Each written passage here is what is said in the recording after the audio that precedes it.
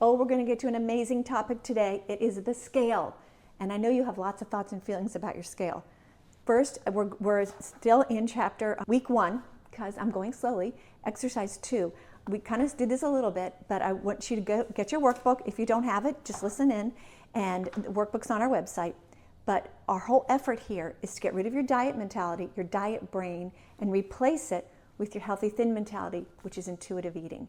And it's a big task, so you have to recognize that. And the first couple pages here are just you acknowledging how completely reasonable it is that you have a diet brain, because of course you do, because the messages we get are absolutely overwhelming. There's a little chart on the front here just to do some math. You can figure out how many millions for me it was millions. I mean, I was a dieter for 25 years, and when I counted up all the things, including comments from family and friends and back then TV and all that, it's an enormous amount. So just recognize that. So this week 1 exercise 2, and we've gone over this, but just really remember that the people who do the very best in terms of quickly replacing their diet brain with a healthy thin mentality, intuitive eating brain, really get in on this, because they go, okay, it's reasonable that I'm so weird around food, that like I throw food out because I'm afraid of it, because I might eat it, or that I eat more on Saturday than I ate all week because I just was so good all week and then I binged. Okay, I know it's not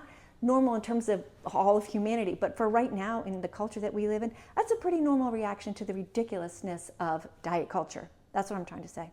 So go through that. Go through pages 19 and 20, and there's a little spot here for you to write down things you're going to tell yourself when you mess up. There is no messing up, though. Diet culture is messing up when I ate some butter on my potato, I messed up. Okay, that's so stupid, but yeah, I did that so many times, that kind of thought. I say stupid, but I mean, I'm not calling anyone stupid, even myself. I'm just saying it's a stupid thing to do, but we were told to do that. We were taught to do that by people in authority with white lab coats on. No, that is not the way out of diet brain. That is not the way to get to your healthy, happy weight, staying there for the rest of your life. So you're going to write things like, if I think I'm hungry, but then I eat and I realize I really wasn't hungry, I'm not going to beat myself up. I'm just going to say, hey, learn from that. Next time when you feel that way, think to yourself, maybe it's hunger, take a little bite.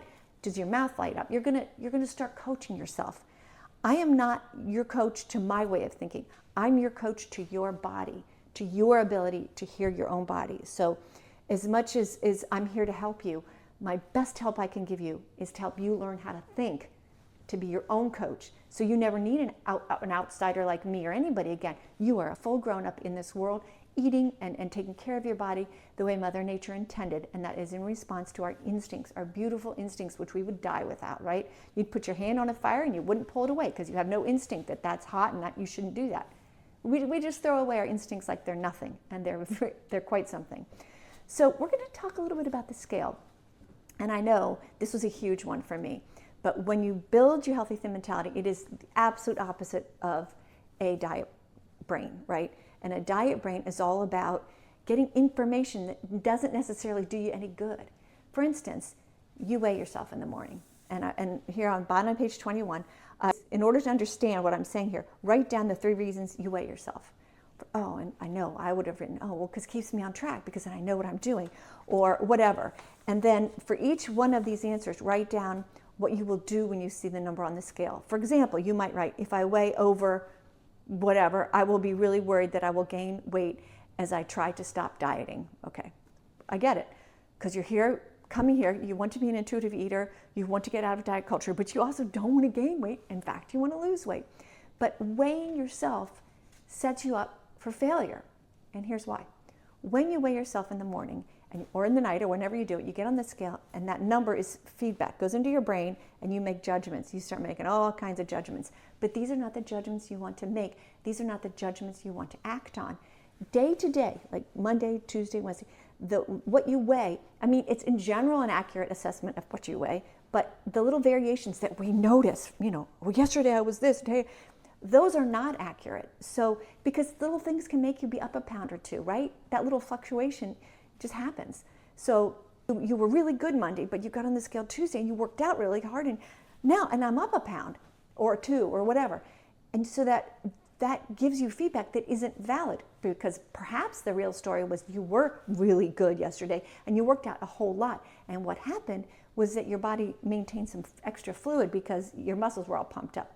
So that makes you feel bad, that number being a little bit higher, but it's not reflective of how really good, and I'm only using these words like definitely in air quotes because I don't want you to think of yourself as good or bad, but that's how diet brain thinks. I know, I had one for so long. I know, believe me, I'm right where you are. I was right where you are, and now I'm not. And I look back at this and I go, oh, it's so true though.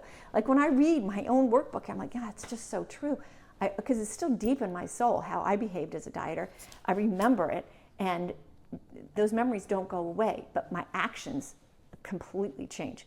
I never weigh myself now. I don't have a scale. I haven't had a scale for like decades anymore. Don't weigh myself, because I realized the truth of this.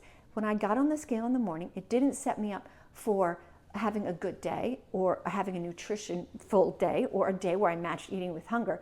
It matched me up with anxiety and just like, okay, well, if I'm at lunch, okay, well, if I eat this, then tomorrow I might weigh more and that's gonna make me feel really bad.